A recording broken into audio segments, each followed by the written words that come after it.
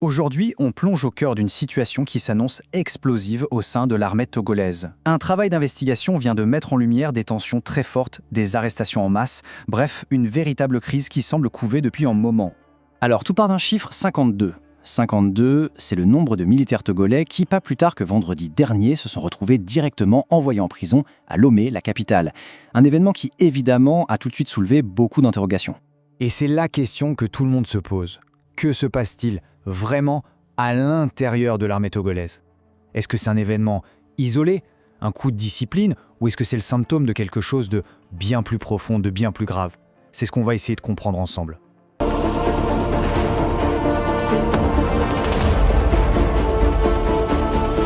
Ok, décortiquons cela. Imaginez un instant la scène. On est dans une unité militaire d'élite, d'accord? Le genre d'endroit où on ne rigole pas avec la discipline. C'est ça. La règle d'or absolue, indiscutable, c'est qu'un ordre, c'est un ordre. Le silence est une vertu, la loyauté, c'est une seconde nature. C'est ce qu'on appelle la grande muette d'ailleurs. Exactement. Sauf que là, le vendredi 17 avril 2026, on a 52 des soldats les mieux entraînés du Togo qui se font soudainement arrêter. Et le plus fou, c'est la façon dont ça se passe. Ah mais totalement. Ils ne sont pas envoyés au cachot de leur caserne, dans une prison civile. Ouais, au beau milieu de la capitale, traité par le système judiciaire classique. Du coup, aujourd'hui, on plonge au cœur d'une crise franchement vertigineuse qui secoue les forces armées togolaises, donc les FAT.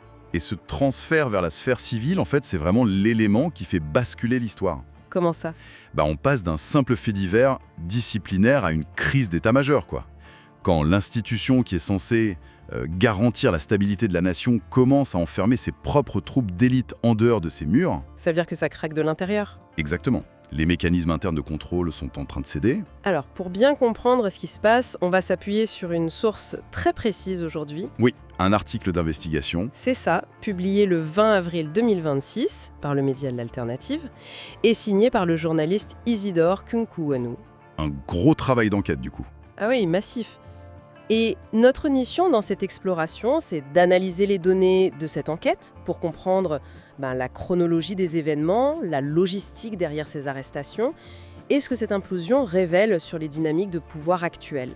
Et il faut faire une petite précision ici, je pense. Oui, tout à fait. Pour ceux qui nous écoutent, il faut savoir que cette source formule des accusations politiques très lourdes et très directes contre le gouvernement togolais. Des critiques très sévères, ouais. Et notre rôle ici, ce n'est pas de valider ses opinions ou de prendre parti, pas du tout. On va plutôt décortiquer les faits concrets que l'enquête a mis au jour de manière neutre. Ouais, on va examiner la mécanique de cette crise telle qu'elle est rapportée par le journaliste, sans forcément endosser sa ligne éditoriale. Exactement. Et cette distance, elle est nécessaire parce que les faits sont vraiment énormes. L'événement du 17 avril, c'est pas une petite arrestation de routine, ça c'est clair. Non, pas du tout. L'article mentionne que ces 52 militaires ont été placés sous, je cite, « mandat de dépôt ». Et ça, juridiquement parlant, c'est énorme. Vas-y, explique-nous un peu. Un mandat de dépôt, en gros, c'est l'ordre donné par un juge d'incarcérer immédiatement un individu dans une maison d'arrêt. Donc un outil civil. Voilà. Et appliquer un instrument de la justice civile à des militaires en service actif, c'est une procédure qui court-circuite complètement la justice militaire. C'est ce qui m'amène à une question de pure logistique en fait. Je t'écoute. Une armée, normalement, ça possède ses propres tribunaux, ses propres prisons, non? Tout à fait.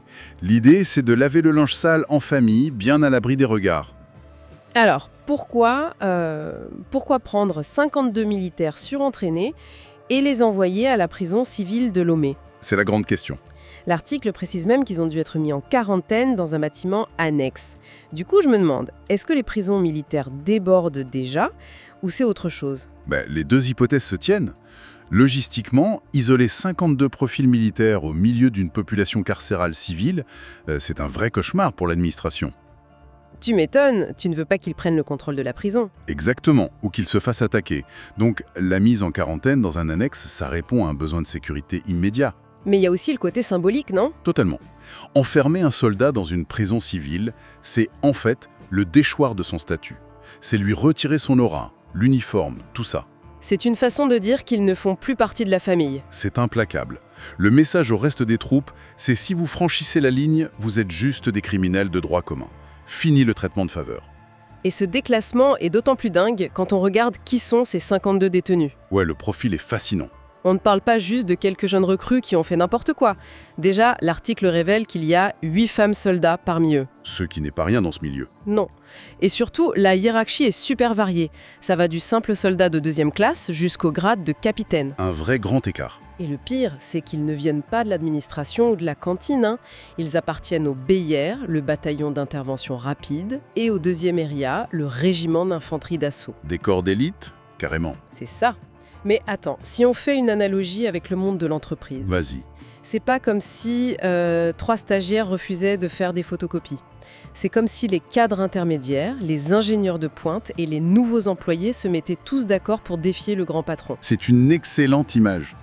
Et c'est pour ça que la nature de ces unités est cruciale ici. Pourquoi le BIR spécifiquement? Le bataillon d'intervention rapide, c'est pas fait pour des patrouilles de routine. C'est le fer de lance. C'est censé être le rempart ultime contre les menaces majeures. Donc si eux vacillent, Voilà. Voir une unité pareille touchée, ça indique une énorme friction au sommet de l'appareil sécuritaire. c'est comme si le système immunitaire de l'État devenait fou. C'est un peu ça, ouais. Si l'armée est censée protéger le corps social, là, c'est comme si les globules blancs les plus agressifs se retournaient contre le cerveau. Ouais, les cellules tueuses d'élite qui pètent les plombs. Et la seule solution du corps, c'est de les isoler en urgence dans un organe qui n'est pas fait pour ça, la prison civile. Cette métaphore illustre bien la violence du choc. Et ce qui aggrave tout ça, c'est l'accusation officielle. Incitation à la mutinerie, c'est ça, hein? Exactement. Et il faut bien peser le poids de ces mots. Une mutinerie, c'est pas juste j'ai pas envie de faire des pompes aujourd'hui. Ni un moment de panique sur le terrain. Non, c'est prémédité, ça veut dire s'organiser, convaincre d'autres soldats, créer des réseaux de résistance dans les casernes.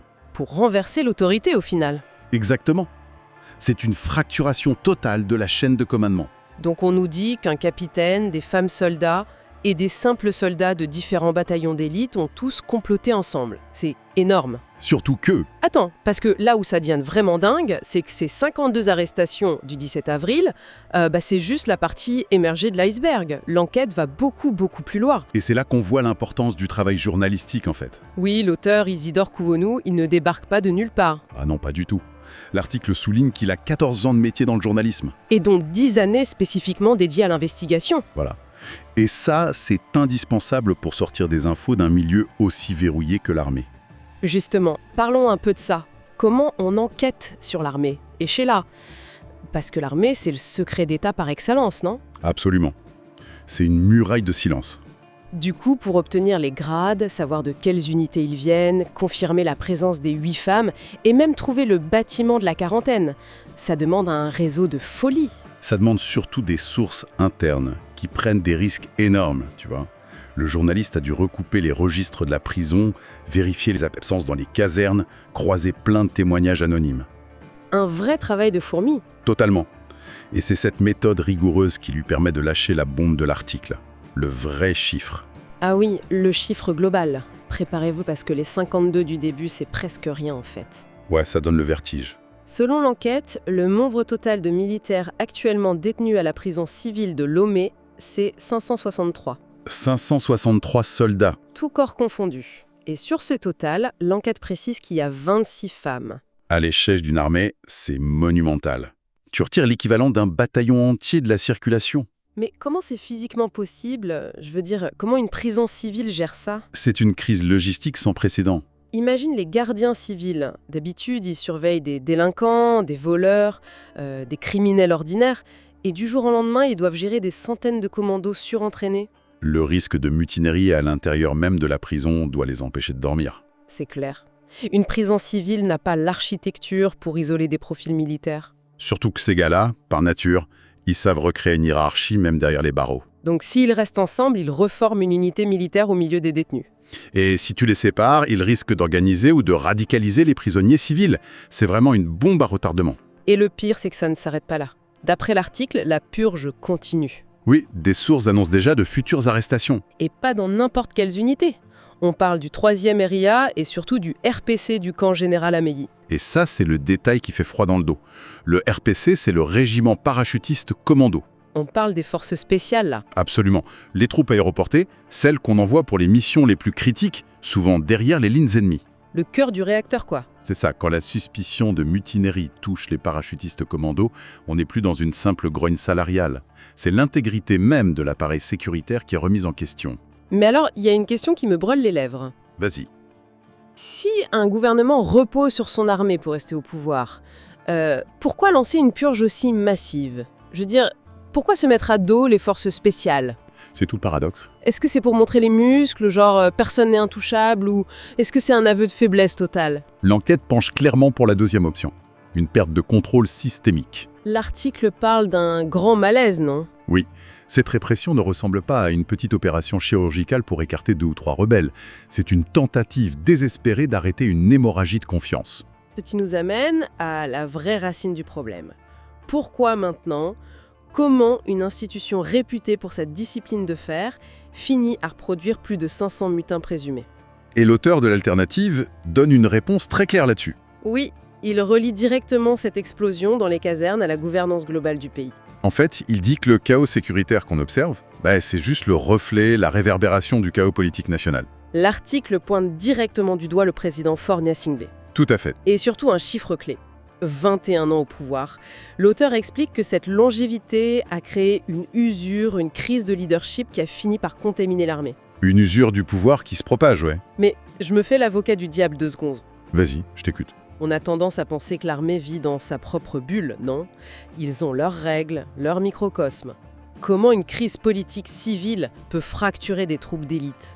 C'est une erreur qu'on fait souvent, de croire que la caserne est d'une forteresse imperméable. C'est pas le cas. Non. Les soldats, même d'élite, ça reste des citoyens. Ils ont des familles qui vont au marché, qui subissent l'inflation. Ah oui, je vois. Ils vivent les réalités du pouvoir d'achat, le manque de services publics et la frustration générale face à l'avenir du pays. Donc en gros, les murs blindés du camp militaire ne filtrent pas l'inflation ou la colère sociale. Exactement. Et l'hypothèse de l'investigateur, c'est qu'après 21 ans, l'étanchéité a juste fini par céder. Et quand cette colère civile entre dans les rangs, la hiérarchie militaire ne gère plus juste de l'indiscipline, elle fait face à une vraie défiance politique. C'est ça. Et l'accusation de mutinerie, c'est le symptôme ultime d'une autorité qui n'arrive plus à se faire obéir de sa propre garde rapprochée. Et ce qui est fou dans cette mécanique, c'est la réaction du pouvoir. C'est-à-dire, En envoyant 563 soldats devant la justice civile, au mieux de régler ça discrètement, ils exposent leur fragilité à la face du monde. c'est un effet projecteur garanti. La manœuvre devait sûrement être intimidante à la base, mais au final, ça montre juste les énormes fissures du système. Surtout que ça change complètement le rapport de force interne. L'appareil de sécurité reste soudé tant qu'on maintient l'illusion de la cohésion. Et là, l'illusion est brisée. Totalement. Quand les troupes voient que 563 de leurs collègues, dont des officiers, sont prêts à affronter des accusations de mutinerie, le malaise devient indéniable. C'est un fait établi. Un vrai bouleversement. Alors si on récapitule un peu tout ce qu'on a vu aujourd'hui, Ouais, il y a beaucoup d'éléments. on est parti du 17 avril 2026, l'arrestation choc de 52 militaires d'élite du BIR et du 2e RIA, envoyés directement à la prison civile. Avec des femmes et divers grades parmi eux. Exact. Ensuite, on a vu comment l'enquête d'Isidore Kouonou a fait éclater la vérité. Un total ahurissant de 563 soldats détenus, avec d'autres arrestations prévues dans les forces spéciales. Une ampleur complètement cachée au départ. Et enfin, l'analyse politique de l'article, qui lie cette mutinerie silencieuse à 21 années d'une même gouvernance, provoquant l'implosion de la Grande Muette. C'est vraiment la preuve de l'importance cruciale du journalisme d'investigation. C'est clair. Sans ce travail de fourmi pour percer les secrets d'État, ces centaines d'arrestations seraient restées invisibles. Personne n'en aurait rien su. Ouais, l'opacité crée des angles morts que seule la presse peut éclairer. Et ça m'amène à une dernière réflexion pour tous ceux qui nous écoutent. Une petite question pour la route. C'est ça. Si on dit souvent que la survie d'un gouvernement repose sur le silence et la loyauté absolue de son armée, que se passera-t-il le jour où la frustration sera telle que les prisons civiles n'auront tout simplement plus assez de cellules pour enfermer les mutins? Ça fait réfléchir. À quel moment précis une prison civile remplie de centaines de commandos d'élite cesse d'être une prison pour devenir de fait la nouvelle base d'une armée en rébellion, à médiquer? Absolument. Merci d'avoir plongé avec nous dans cette enquête et à très bientôt pour une nouvelle analyse.